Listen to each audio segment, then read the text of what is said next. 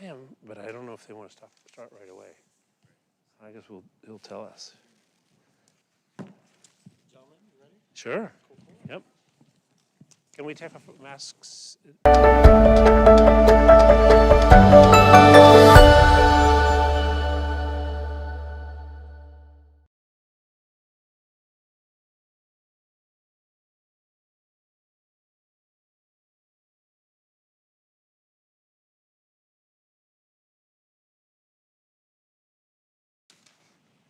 Good evening.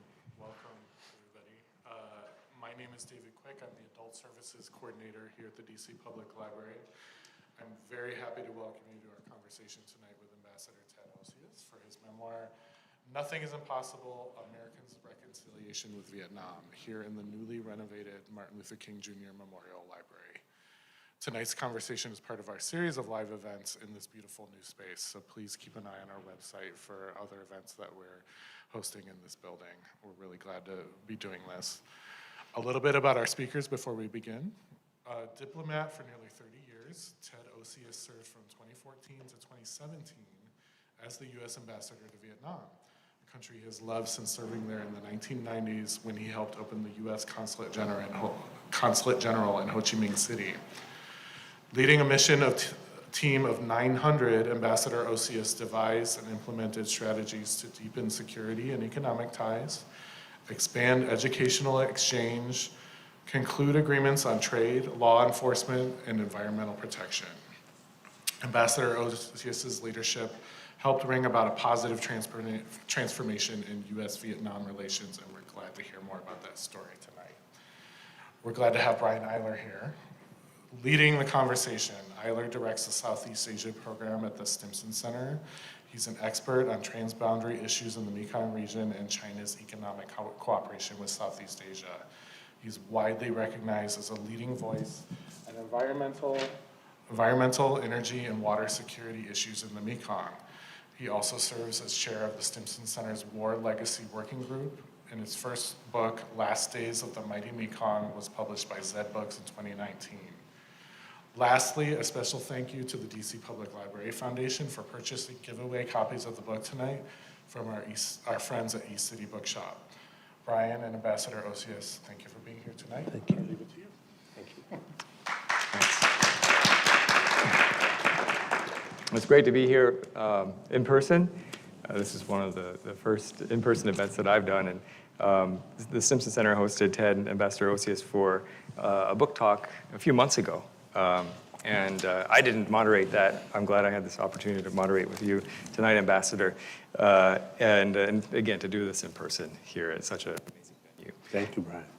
You know, when your book came out, as a DC policy person, as well as an Asia-phile, I just jumped for it right away and said, this is something that I want to read. It's such a great story about reconciliation between the United States and Vietnam, but not only about reconciliation. You go deeply into really important issues in Vietnam. For example, war legacies issues, unexploded ordnance and Agent Orange in Vietnam, and how the U.S. is working to clean things up there. You look at Mekong issues, the Mekong and environmental and water issues in the Mekong Delta, and tell stories about how you and Secretary John Kerry visited the Delta and toured it with local people to see what's happening there. And I hope we can learn more about that tonight. But really importantly, the thing that makes the book shine for me is the stories that he tells of Ambassador Osius' interactions with people in Vietnam, and really brings the life and the vibrancy of the culture and society of Vietnam to the fore of the story. So I look forward, and I hope, Ambassador, that you can enlighten us and tell a few stories tonight about your experience with the people of Vietnam. But to kick things off, let's talk about the inspiration. You've been a career diplomat for 30 years, now back in Washington, out of the Foreign Service. Probably, I will say, in my view, the most successful U.S. ambassador to Vietnam. Throughout your career, you know, at what point in your career did the light turn on in your head to write a book about U.S.-Vietnam reconciliation and your personal story there? Well, thanks, Brian. Thanks very much. I was super lucky. As I look around, I have a friend in the audience who rode a bike with me from Hanoi to Saigon in early 1997. And if there's any kind of moment which I really fell in love with Vietnam, it was that bike ride. It's 1,200 miles. It's kind of a long ride, but it's a really, really beautiful ride. I fell in love with the country, and I just felt I was so lucky because I got to meet so many people who were heroes, who were really heroes, who took extraordinary risks to make our countries transform from enemies into friends.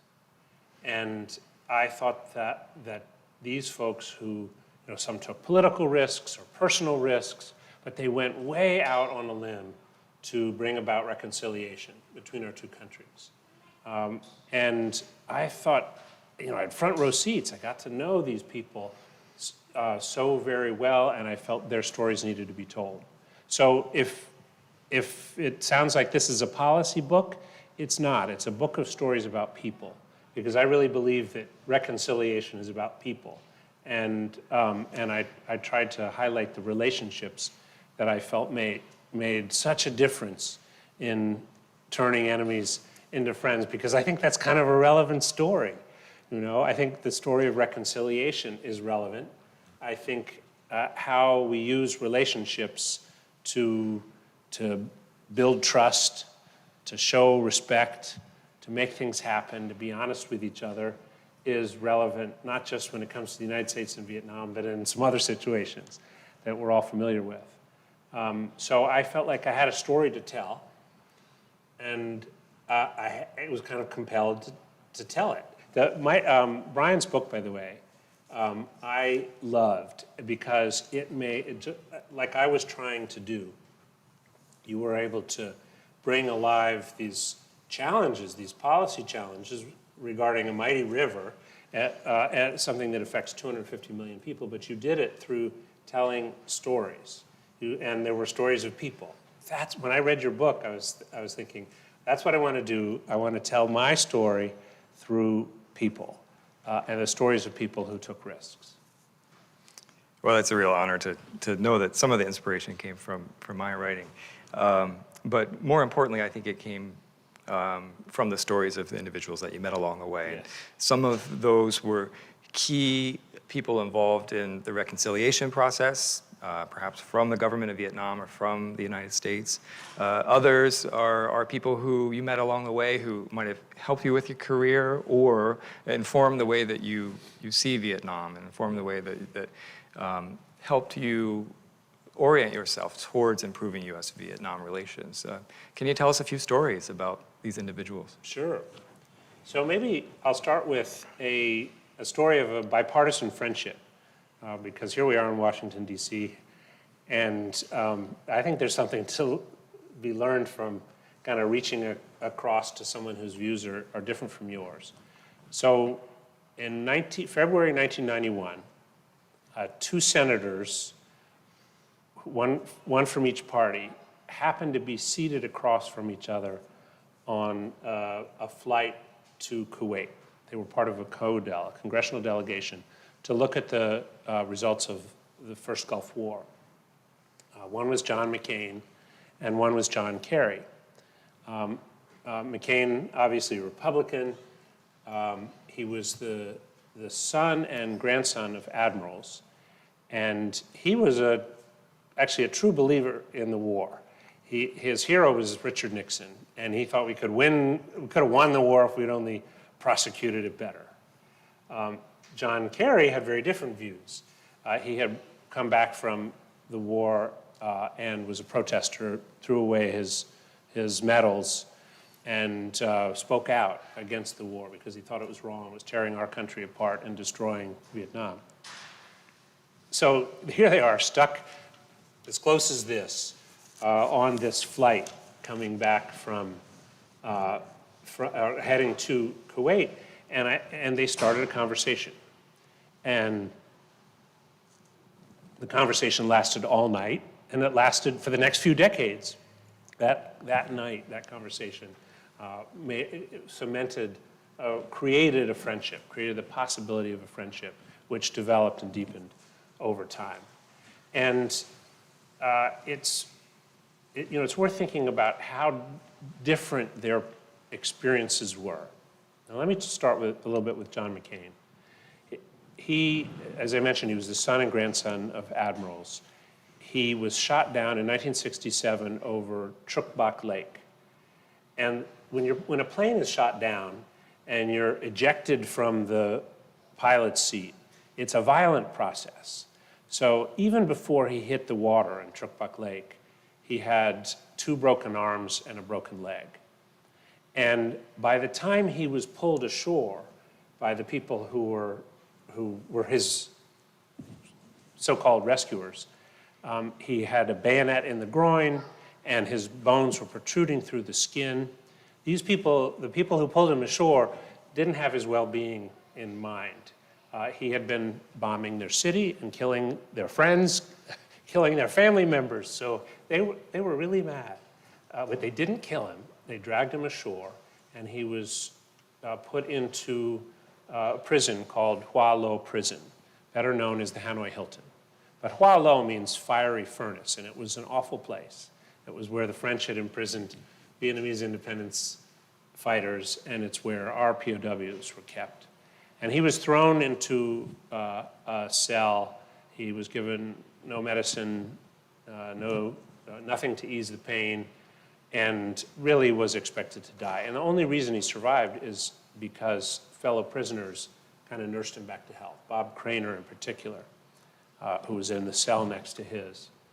And then he was dragged off. He'd been there for a few months, and he was dragged to see the warden. And by then, they'd figured out who he was. They'd figured out his dad was managing the whole Pacific Fleet that was arrayed against Vietnam.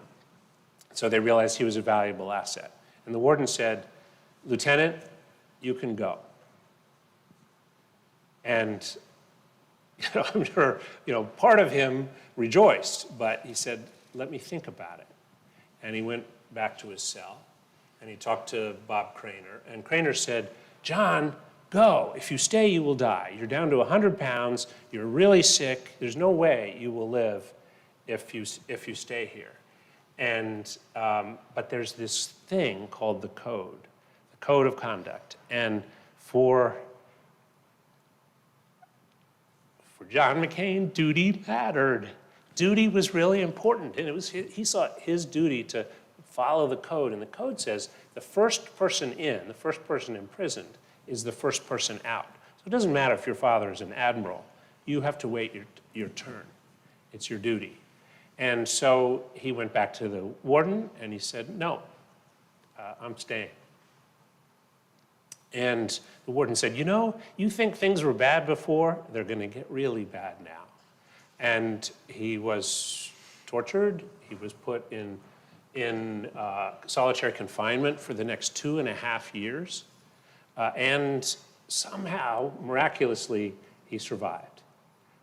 And I think that's a really good thing for all of us. Look, I'm a lifelong Democrat. There are a lot of things I didn't agree with John McCain about, but he kind of used the rest of his life based on that moment, I think, based on that moment when he decided duty over his own interests, his own needs. He chose duty.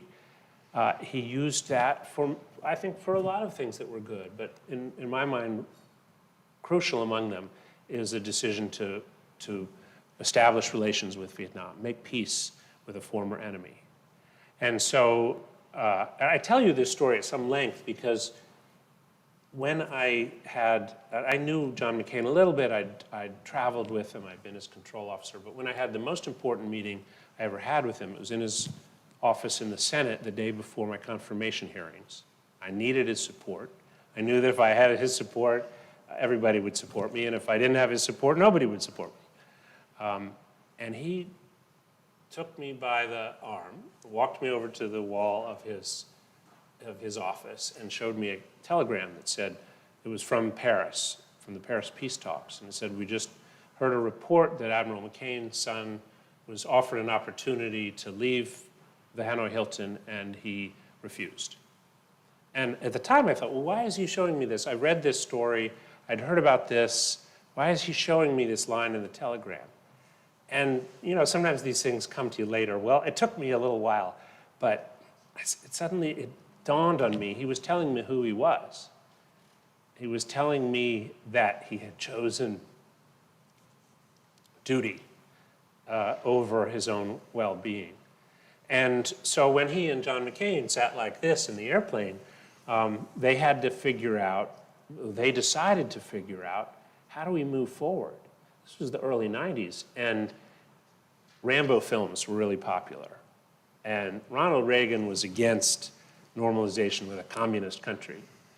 And Bob Dole, who was going to run for president against Bill Clinton, was hard over against making peace with Vietnam. And yet, John McCain and John Kerry decided, let's see what might be possible. So they set up a select committee to investigate the stories that were in the Rambo films, that Americans were being held against their will in Southeast Asia in tiger cages and so on. And they decided to prove a negative. And multiple trips to Vietnam. They looked through millions of documents. They did their research. And they were able to prove to all but the craziest of the crazies that there was no one being held against his will in Southeast Asia. And by doing that, they cleared the way for establishment of diplomatic relations between two former enemies. And I think they changed, not only Vietnam's history by doing that, but our history. Because it finally allowed us to come to grips with the painful past that we were part of during that terrible war. And it forced a certain amount of honesty, which I think was followed by more honesty over time, and I'm happy to talk about that. But it was because John McCain and John Kerry made it possible. Their friendship made it possible. And Bill Clinton, you may remember, was considered a draft dodger. And so for him, it was a political loser to establish diplomatic relations with Vietnam. And yet, because this war hero, this guy who'd been in prison, who was called, by the way, a traitor and a Manchurian candidate, and veterans would throw tomatoes at him, he was vilified by this decision. But because he stuck his neck out and chose duty and chose the good of his nation over even his own political well-being, we were able to normalize, and we were able to create I think, a really powerful partnership with a former enemy. So we are now friends and partners, and I would, say that starts with a friendship. It starts with taking risks too. And taking risks. I imagine I know there are people in Vietnam, Vietnamese people, who were also taking risks Yes. to help reestablish relations with the United States, or establish relations between the Socialist Republic of Vietnam and the United States, because Yes. it hadn't happened. Can you tell us about some of the Vietnamese people who inspired your journey? One of the things Yes. I like about the book is that I learned so much about kind of people I know being involved in the policy and foreign policy affairs of the United States. Like, I learned that the very successful foreign minister, Tak, is the father of a friend of mine who ended up being the CEO of the Mekong River Commission. And the brother Of the foreign Deputy Prime Minister. Yeah, the Deputy Prime Minister and former Foreign Minister. As well as our mutual friend, Tao Nguyen Griffiths, Yes. who I've known for a much shorter period than you have. But your stories about how Tao taught you and inspired you into deeply knowing and understanding Vietnam, I think serves as a great example of friendship between U.S. Americans and Vietnamese people. Who else in the book from Vietnam? Or perhaps Tao is the story to tell. Maybe let me start with Tak, though, because you mentioned him. So Nguyen Co Tak was at the Paris peace talks, and he was kind of a junior officer at the talks. But in the process, they were stuck in Paris for a long time, haggling over the terms of peace. And he got to know a young American diplomat named Bill Sullivan, who later became ambassador to the Philippines and had a very storied career.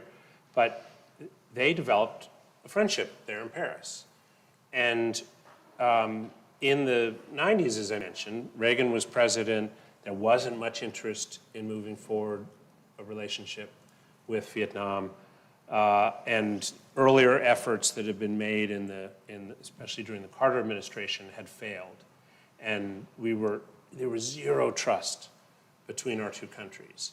Well, TAC reached out to his old friend, Bill Sullivan, and said, Bill, come see me. We got to get beyond this impasse. And Bill Sullivan called John Negroponte, who was, I think, assistant secretary at the time, and said, John, can I go to Vietnam and see my friend TAC and see if there's a possibility for movement? And Negroponte said, no, this is politically unpalatable. Absolutely, do not go. And Sullivan said, okay. And then a few months later, Negroponte called him back and said, well, Bill, I've been thinking about it. You can go, but just know we're going to cut you off at the knees if things go wrong. You are on your own, and this is your risk. You are taking this risk. But he took a risk, and he went and saw his friend, TAC. And they started a process where they, again, it was focused on this idea of fullest possible accounting. How could we bring home the remains of the people whom we'd lost and bring closure to American families? And they set up a roadmap. They started the process of setting up a roadmap that led to normalization of relations. But it was a relationship. Bill Sullivan took a risk. TAC took a terrible risk because he ended up under house arrest for years. I mean, he was foreign minister, but he was trying to develop a relationship with the United States, and he ran up against some very powerful foes and was basically thrown into house arrest for years. But they did, based on friendship and based on a desire to take a risk and to do what they thought was best for their countries, they did something miraculous. Let's go to that moment of reconciliation. And think about the reconciliation process, because reconciliation, I feel, and it's really important to be here in this library talking about this, is it's justice on a grand scale, right? It's not the rapprochement between two people and reestablishing a relationship between two people. This is society to society, right? Community to community, and being able to act in ways and to forgive in ways that had never been possible. It really gets to the title of your book, that there's so many impossibilities prior to reconciliation. But through that process, you build trust, you build serenity, which provides space for thinking about the future, pathways to doing things that couldn't be done before. And it takes a lot of time. Let's look at the building blocks. What were some of the building blocks that brought the U.S.-Vietnam relationship together? I think there were three that really, really matter. One, and you've mentioned it, is trust. And trust, you don't really develop over a Zoom call. Trust, or maybe you can a little bit, but it's between people. And so that's why I feel it's really important to tell the stories of people. So you build trust, I think, by showing respect. Because when someone is disrespected, that's all they hear, is the disrespect. So really at the core of trust building is showing respect, finding ways to show respect, and then doing things together, because that builds trust. And then there's a last piece, I think, that's really important in the Vietnam context, but I would say it's really important in the American context too, and that's being honest about the past. And it's hard sometimes. I don't know about you, but when I read Caste by Isabel Wilkerson, it was really painful, because she talks about a history of the United States that I didn't want to accept could be the reality, but it is. And if we can't be honest about our past, it's going to be hard for for us to find ways to really reconcile as a nation. But back to the building blocks. If you, in the case of Vietnam, if you find ways to show respect for the history, the proud history, and the culture, and the language, and the people of Vietnam, all of a sudden, all kinds of things become impossible. That's what we tried to do when I was there. Because if you are talking about the myths, using the language, finding shared stories, and finding out what's of great importance to the Vietnamese, and you represent the United States, that's actually a big deal because, the United States is this great superpower. Vietnam is a relatively small nation. So what I kept finding was, if I went out and just made a gesture of respect, it had so much more effect than any policy or any MOU we could sign or anything else. Just the basic fundamentals of respect. So and this is just an example, but the first Tet, when I was there as ambassador, I knew that Tet, this is New Year's, Vietnamese New Year's, I knew that Tet was a really important holiday. Important for the family, it's an important part of national identity, something all Vietnamese and Vietnamese overseas all celebrate. And so it's like Christmas and New Year's and Easter all rolled into one. And I asked Tao, our friend Tao, what could I do to just really show respect for this holiday? And she said, I'll tell you what, you release carp into Westlake. I was like, what? She said, there's this story. It's the story of the kitchen gods. And basically, a couple of days before Tet, you have to do what kids do before Christmas, and you have to report, were we naughty or nice this year? And the way you report is you release these fish, and the fish carry the story of whether your family, good things have happened in your family, they carry them to the gods. They carry these stories to the gods. Now it's a little bit odd, but it's like all myths. There's beauty in it, and it's a little eccentric, and so I did it. And ours was not exactly an Ozzie and Harriet family. My husband's black. My kids are Mexican Americans. We kind of look like a Benetton ad. But we went and showed up at the edge of this lake, and we let the carp into the lake, and then the cameras, the media asked, well, why'd you do that? And I told the story of the kitchen gods in Vietnamese. And they captured every word, and it just absolutely went viral because I was respecting a Vietnamese tradition. One of the journalists whispered to me later, if you'd been the Chinese ambassador, we would have pushed you into the lake. But you were the American ambassador, we didn't. And I spoke to them in Vietnamese about something that mattered.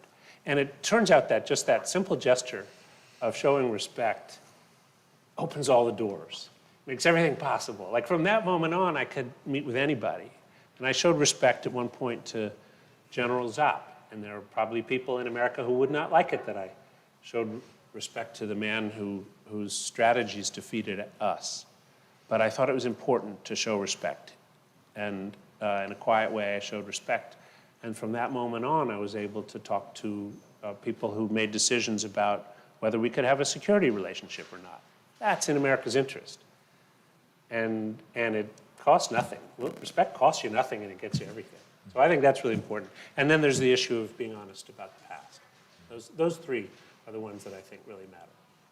I'm glad you mentioned the Tet celebration and what U.S. ambassadors do at Tet, because I think you set the tone and the tenor for something that happens every year now, yes. Where what the U.S. ambassador does at Tet goes viral on social media. Yeah. So former ambassador Dan Crittenbrink, who's now assistant secretary, was taught to rap by a Vietnamese rapper, I think 2 Tets ago. And that was hugely popular, both in the United States and Vietnam. It was hilarious. Well, let's talk about time and reconciliation. We're 30 years, almost 30 years to past the point of reconciliation or reestablishment of relations. We're almost 50 years past the end of the war. And time matters. You know, there are things that you can do right at the point of reestablishing relations that you might not be able to do. You know, you seize the moment like you've mentioned before. But yet there are kind of the broader goals that you can't reach right at the beginning, and it takes a lot of work and effort to get there over time. What were the goals, again, since you've been involved with this process from the start in 1995, that took the longest to achieve? And then what's out there that has yet to be achieved? Yeah. Well, the one that was hardest was dealing with Agent Orange.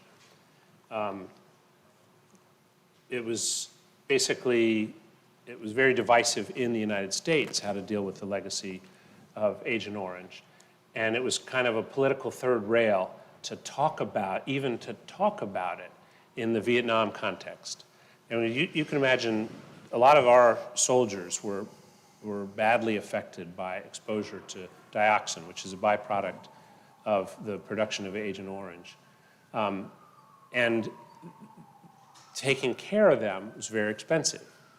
And so when I was first in Vietnam, I was told on no uncertain terms, you are not allowed to use the words Agent Orange in talking with counterparts, because there was so much worry about liability. You know, if tens of thousands of Americans suffered the effects of Agent Orange, how many, you can imagine millions of Vietnamese potentially suffered from that exposure. So the first two ambassadors, as great as they were, they kept being told, don't talk about this. The third US ambassador, Michael Marine, took a risk. And he grabbed the third rail and he said, we gotta do something about this. Because if we don't deal with this, we are never gonna develop the kind of relationship we should have. And so he persuaded his president, George W. Bush, to acknowledge that we had to do something about cleaning up dioxin in Vietnam. And then his successor, Mike Mahalik, got the ball rolling with a concrete project that involved cleaning up one of the remaining hotspots. These are like toxic waste dumps. It isn't that Agent Orange is all over the country. What was deadly was concentrated in 3 spots. And one of them was Da Nang Airport. And Ambassador Mahalik managed to get a project underway, or get it envisioned at least, designed, and then it got started under Dave Scheer, my predecessor, where you take the soil, because the Agent Orange was dumped in huge quantities on these former air bases. You take the soil and you put it into an oven, and it's an oven that's about the size of a football field, with big, tall retaining walls, and you heat the soil to 323 degrees Celsius, and you keep it that hot for 6 weeks. It's a big oven, using a lot of juice to cook the soil, to kill the dioxin, get rid of the dioxin. And that's the only way that we know scientifically to get rid of it. Well, it's expensive. It's very expensive. And so I inherited the situation where we were in the process of cleaning up one of these toxic waste dumps. Another one had been sealed off, and sort of by the UN, it had been sealed off and no one went in and out, and it wasn't endangering anybody. And the third one was the biggest, nastiest one. It was 10 times as big a toxic waste dump as Da Nang Airport. And when Dave Scheer handed the baton to me, he said, you gotta fix this, Osius. You gotta figure out a way to clean up this worst, nastiest hotspot in Bien Hoa, just off Bien Hoa Air Base. And this is like not an abstract thing. And let me tell you why. There were 75 families living along a creek where dioxin flowed through the creek into a river. Kids were playing in that creek. I saw them.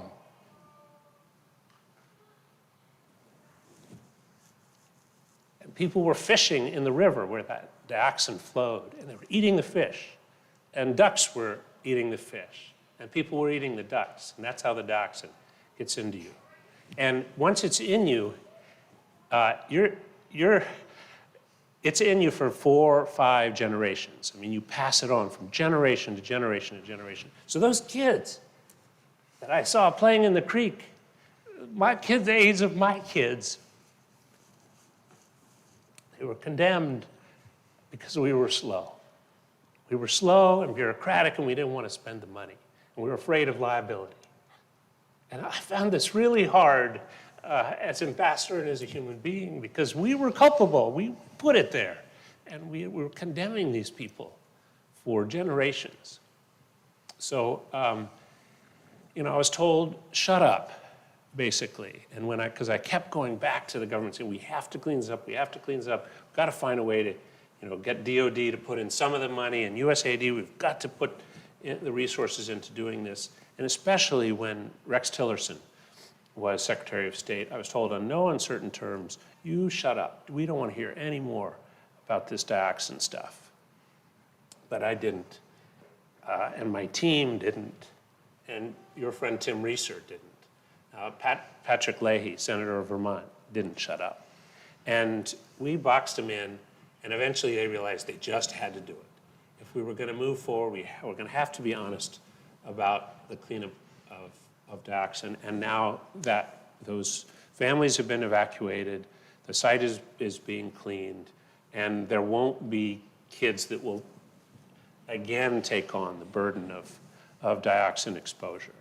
I mean, thank you. Thanks very much. I mean, it's not the end of the story, because there's still a lot of people who are suffering already, and there are a lot of people whose lives have been terribly curtailed by dioxin exposure, and they continue to suffer, and they're still alive, and their kids continue to suffer.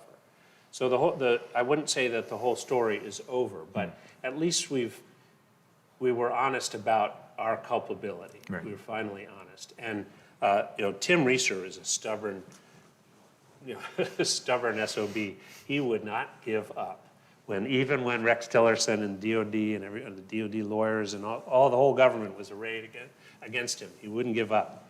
And I just think sometimes it takes real stubbornness to get something hard done. So that was the hardest thing I had to do. No, it takes taking a risk too, because you said repeatedly that the door is kind of slammed in your face on this, on moving forward with it. But the ball is really rolling on this, and yes. the last congressional appropriation had increases for Agent Orange cleanup, for unexploded ordnance, and the funding has moved into Lao as well yes. now. Yes. Even Agent Orange in Lao. Yes. So you really, really got a productive snowball rolling yes. on this issue. That's great for it's for people on the ground in Vietnam, for Laos, but also for holding our relationship together. Because when you talk to officials from Vietnam and Laos, the war legacy issues are the cornerstone of our relationships. It's what comes first, and we can't do anything without that. Right. Let's talk about a passage in the book where I forget specifically which former ambassador it was, but he says something to you on your first day on the job of 98% of the time you're going to get things wrong. And then 2% of the time, you're going to get something right. Yes. And run us through that story, but also tell us about some mistakes or a failure that you learned from while being ambassador. Thanks. So the ambassador was Pete Peterson. And like John McCain, Pete Peterson spent 6.5 years in the Hanoi Hilton as a guest of the Vietnamese government. He was a POW for 6.5 years. And Bill Clinton, I think, very wisely realized that a war hero like Pete could be confirmed, even by a divided Senate, where a lot of people didn't want us to have good relations with Vietnam. And so he came to the first post-war ambassador to Vietnam, and I was on the tarmac to greet him. And he came down the steps, and he was just full of positive energy. Nothing was impossible for Pete. He was the one who gave me the title, because he said, nothing is impossible in U.S.-Vietnam relations. But he was so optimistic, a guy who had suffered so much. His wife had died of cancer. He lost a son, and then he lost another son. And he spent 7 years as a POW. And he didn't put up with whiners, because he knew what it was to suffer. But at his very first staff meeting, he got us around this oblong table in an office that later became my office. And he looked at all of us around the table and he said, I'm going to tell you something that my commanding officer told me when I was a lieutenant.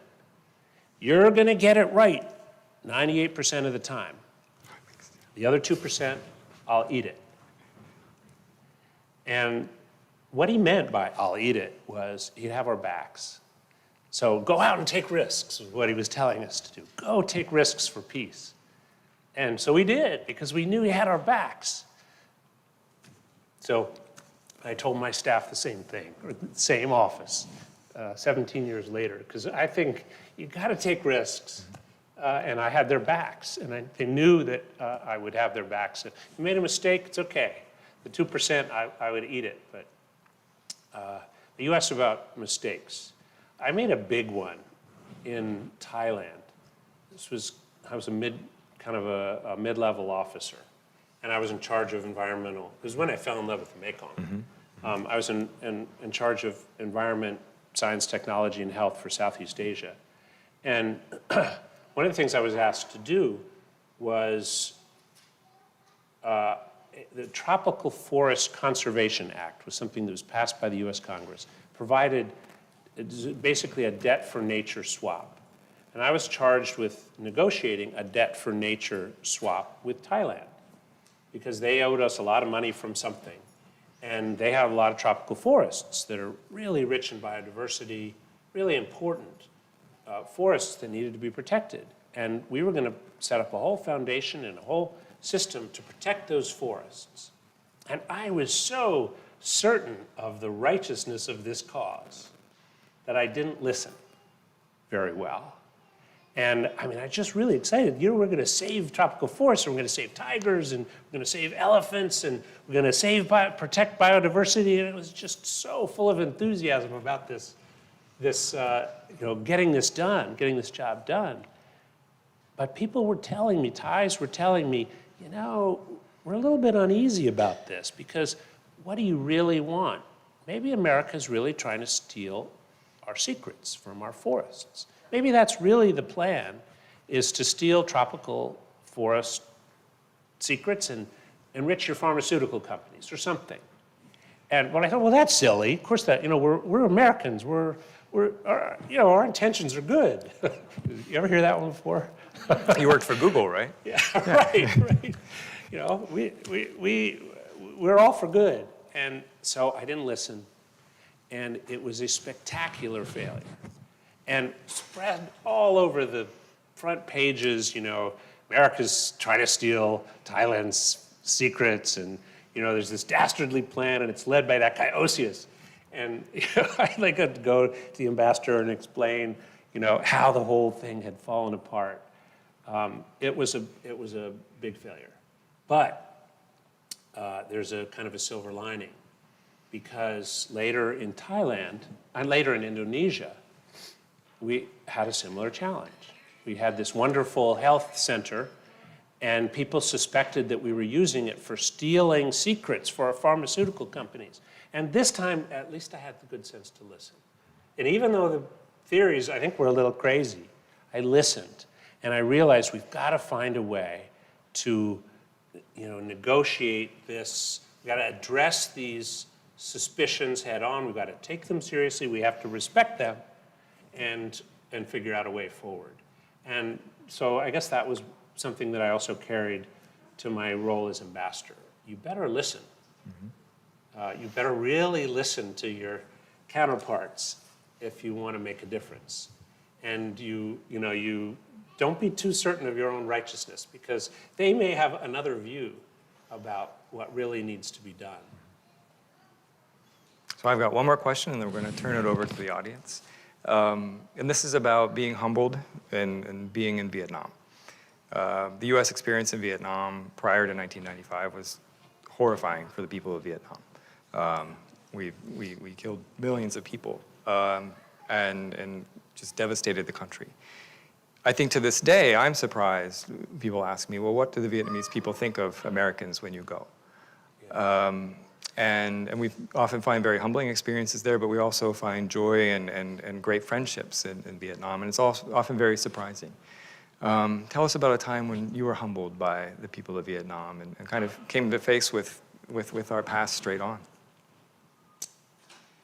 So I like to bike. I told you about my biking trip with Sam. There were 9 of us on our bikes, and we were in the process of discovering this beautiful country and trying to understand it better. And we went from the north and saw one phase of the rice being, the rice growing, and then by the time we got to the south, it was being harvested. It was a beautiful, beautiful trip. But in the middle, we were in the DMZ. And I remember being on I think it's the Hien Long Bridge, I think it's called. And it spans, it's in Quang Tri province, where the demilitarized zone was, that divided north from south. And I stopped on a bridge, and I was just like adjusting my glasses and having a granola bar and getting some water, looking out over the landscape. I noticed underneath this bridge a whole lot of ponds, and they were sort of odd-shaped ponds. And there was a woman who was standing next to me, and I said, well, what are all these ponds doing here? They're kind of funny looking. She said, oh, well, that's where the Americans dropped bombs. And took that in, and then she said, and let me tell you how many people in my village died. And then,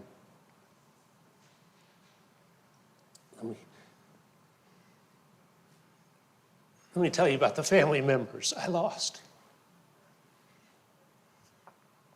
And I felt worse and worse. Even today, this is a lot of years later, and it still hit me.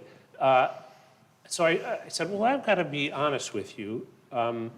I work for the American government. I work for the embassy. I'm a diplomat.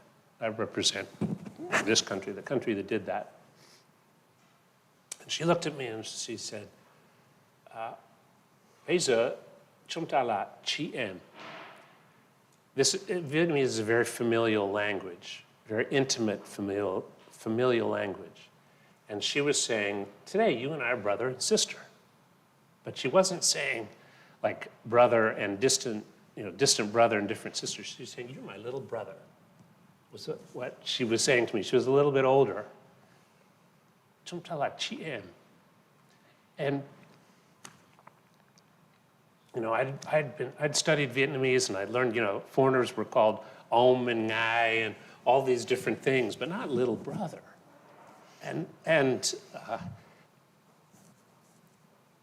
told the Senate Foreign Relations Committee that experience because I think is really important that it indicates the kind of spirit of forgiveness that the Vietnamese showed everywhere, no matter how hard people had been hit by the war.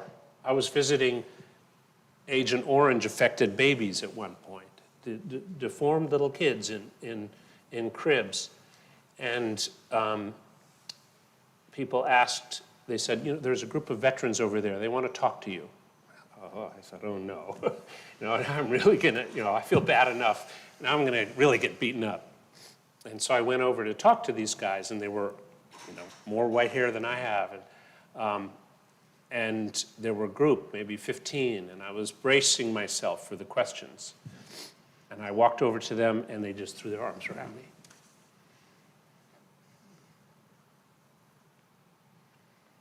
You can't predict that. It's astonishing.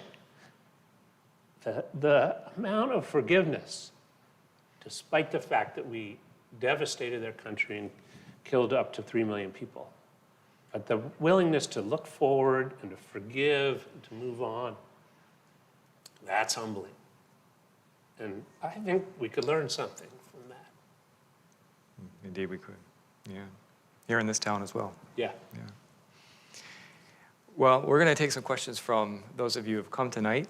I don't know if there's a way to get questions from the live stream, but Ryan's got a microphone, and if you have a question, please raise your hand. And Ambassador Osius, you're old hat at fielding questions. I'm just going to let you take these questions.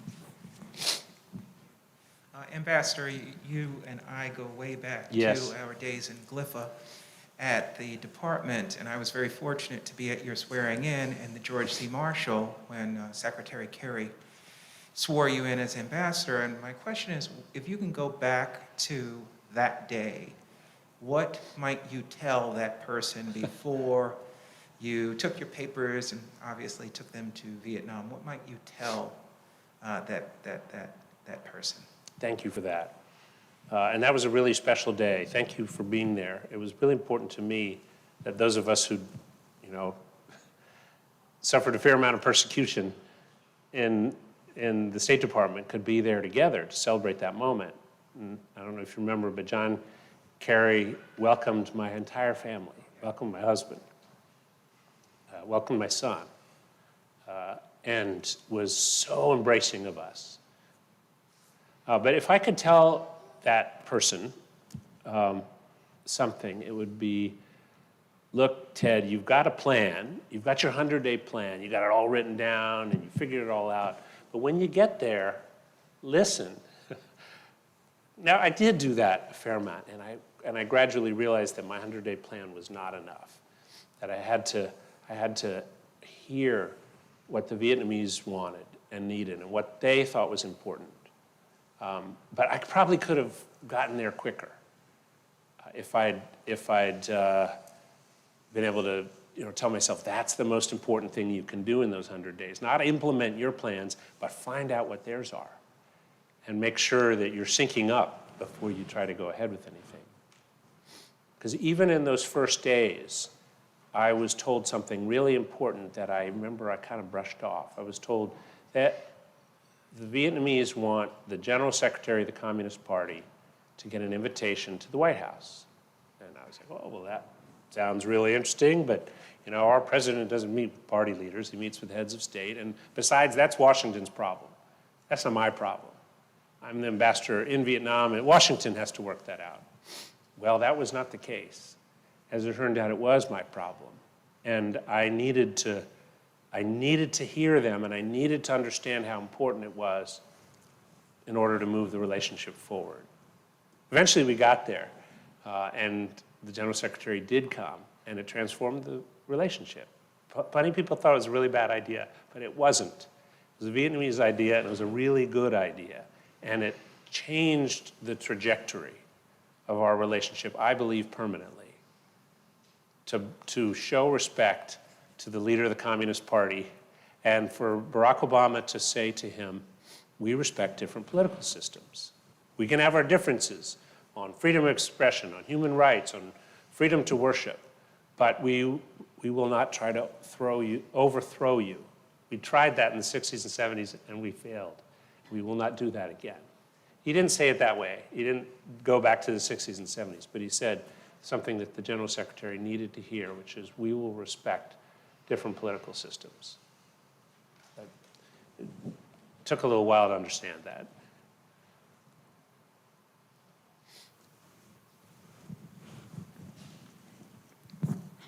Hi, Ted. Thank you so much for detailing these experiences. You mentioned President Obama, and this is probably something you've talked about a number of times, but I believe you were ambassador when President Obama had his bowl of pho with Anthony Bourdain. Yes. And I'd be curious to hear about, having watched the episode, that from your perspective as ambassador, both just to see the kind of the coolness and novelty of that, but also how that fits into this narrative of reconciliation, and where, I mean, people don't think about it in those terms at all, but is it a part of that bigger picture as well? It is. Thank you, Jordan. So I feel like the most important thing I did as ambassador was what we were just talking about, was get this General Secretary of the Communist Party into the Oval Office. But the second most important thing I did was involved those 3 days with Barack Obama, which in my 30-year diplomatic career, those 3 days were the best. The White House didn't always seem to be reasonable as we prepared for that visit. I mean, I had a lot of clear ideas about what we were going to do with the visit and so on. And when they came to me and said, Anthony Bourdain's going to have bun cha with the president in a little shop in Hanoi, and he's going to do that instead of a state dinner. I thought, oh no, because I have to go and tell the leaders of the party and of the government he's going to ditch your state dinner and go have 2 beers and 2 beers each and a little bit of booncha for $6 in a little shop in Hanoi. And I didn't know I was going to do this. How? Because they wanted the ceremony. They wanted the state dinner and the dancers and the drinks and the food and that was the way of showing respect. So I racked my brain and then I went and I said, let's have a state lunch. How about a state lunch? And then the president will dine by himself. I couldn't tell them he was going to have booncha. That would mess it all up, and they weren't going to understand that. So I just said, well, let's have a state lunch and don't worry about the dinner. And Vietnamese, ever practical, said, okay. So we worked out these other things. We'll do the state lunch. And then after the booncha happened, and the crowds gathered, and people were so proud. Vietnamese were so proud that the President of the United States was having this simple dish that they really like, just like everybody else. Then I think even the leaders understood this was a great thing to do. This was a really wonderful thing to do. But I have to acknowledge, it was not my idea. It would have been easier for me if we'd gone to the state dinner, but it was a better thing to do. And then there's just one other thing that I think fits in this path, like what was important about that visit. Well, the visit was also, I think, transformational. We signed 21 agreements. It all had been made possible by the visit of the General Secretary here. But we insisted on the president interacting with young people in Ho Chi Minh City. And this was also hard for the leadership to understand. What do you mean? He's going to meet with the General Secretary and the President and the Prime Minister and the Chair of the National Assembly. Why should he go meet with young people? And we said, well, that's what he does. He likes to meet with young people where he goes. And by the way, he's going to interview some entrepreneurs, which is like really flipping the order of things. The most powerful person in the world interviewing young entrepreneurs. Well, it was wonderful. But at the meeting with the young people, he took unscripted, he took questions from the audience. Another thing that Vietnamese leaders would not have done. And one of those young people stood up and said, yeah, Mr. President, I'm a rapper, and here's my question. He said, hey, wait a minute, you're a rapper? Give me what you got. He said, ba-doom, ba-doom, here's your beat. Give me what you got. And she started to rap. And she was wonderful, and she rapped about corruption, and she was rapping in Vietnamese about things that you don't usually talk about in a public company, but it was fabulous. And it went viral too. And it was like, this was not what people expected. They thought, you go to Vietnam, communist country, baggy, olive, drab clothes, and she was this hip, young woman rapper. And everywhere in the world, people saw that video, and it was like, oh, Vietnam has transformed. It's a whole new country. It's not even a war anymore. It's a whole new country with hip young rappers and people who are plugged in.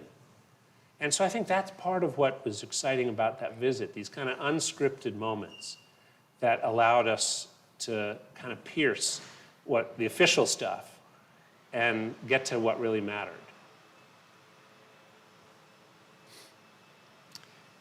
Time for 1 or 2 more questions. Thank you. On. Can you hear me? Yes. Okay, sorry. There we go. Thank you. Sorry, I came in late. I was upstairs. They had an event for the 50th anniversary of the library and talking a little bit about that. But hearing something about Vietnam, I was there in 1987.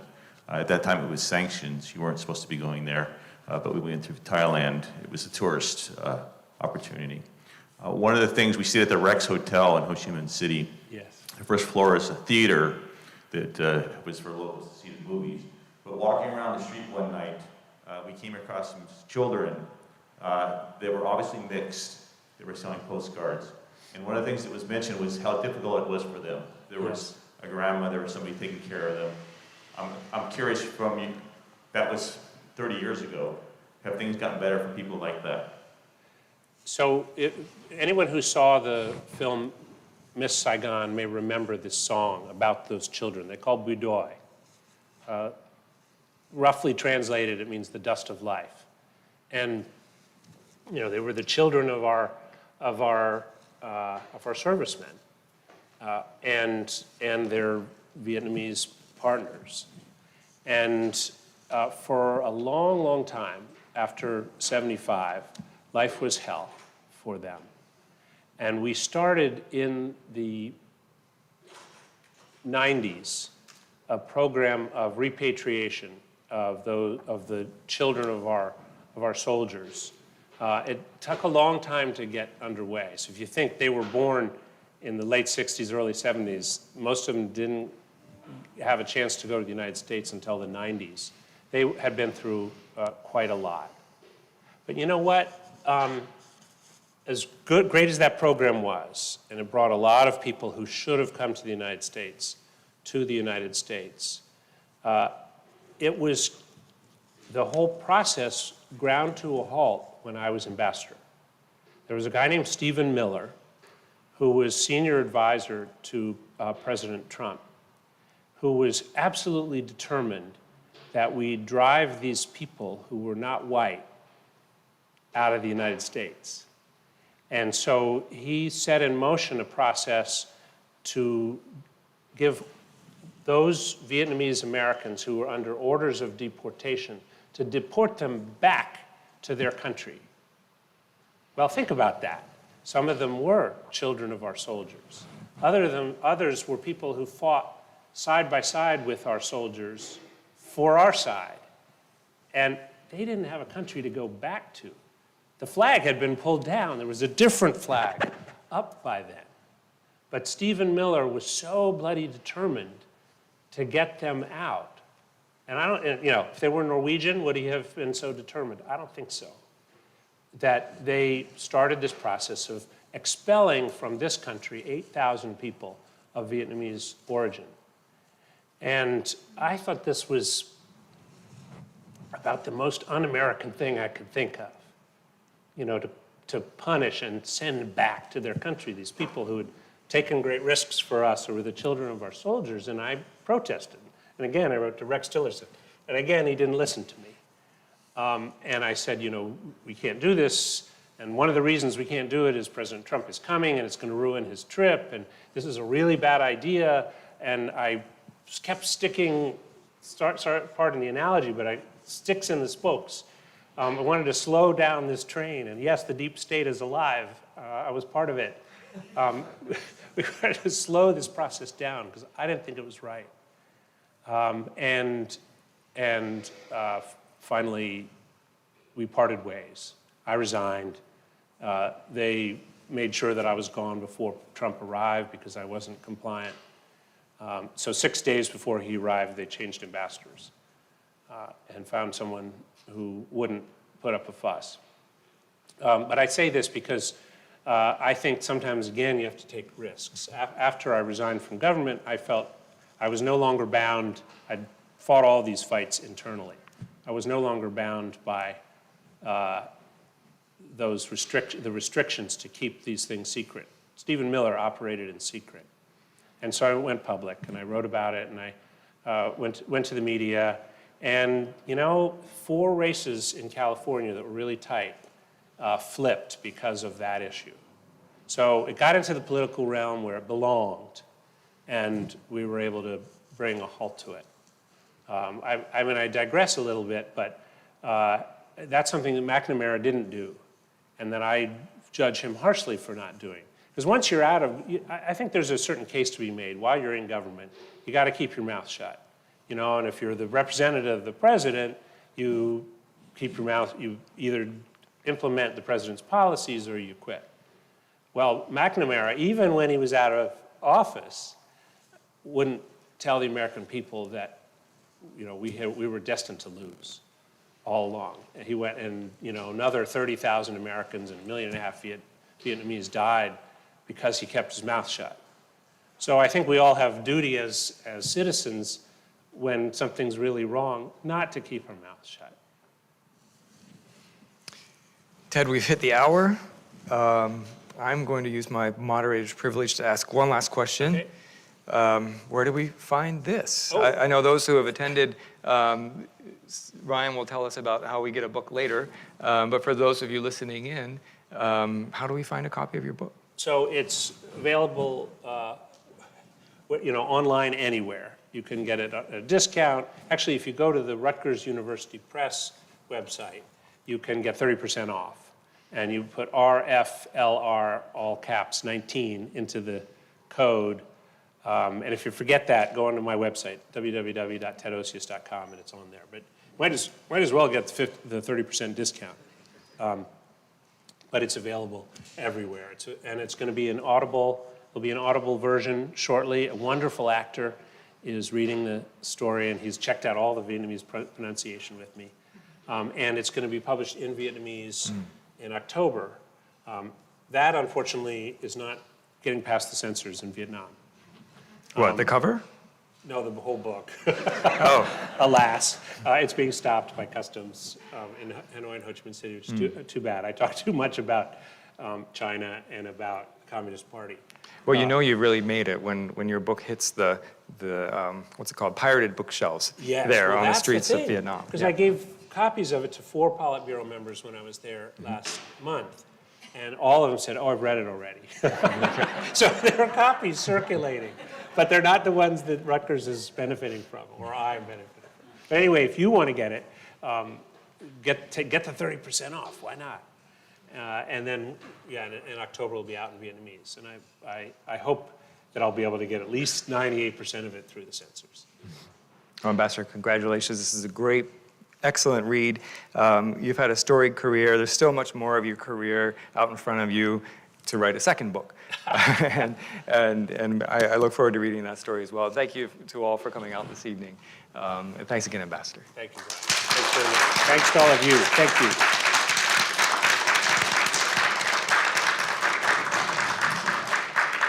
Hi, Ryan. I'm Ryan Williams with the DC Public Library. We actually have 30 copies of, speaking of 30%, we have 30 copies of your book to give away to those who would like it, and a signed copy if we have an amount of time. The library is now closed. Thank you all for coming to visit. If you're not a library card user or holder, we encourage you to sign up for a library card to find out about more author talks that will be happening here at the newly modernized Martin Luther King Library. Thanks and good night. Thank you.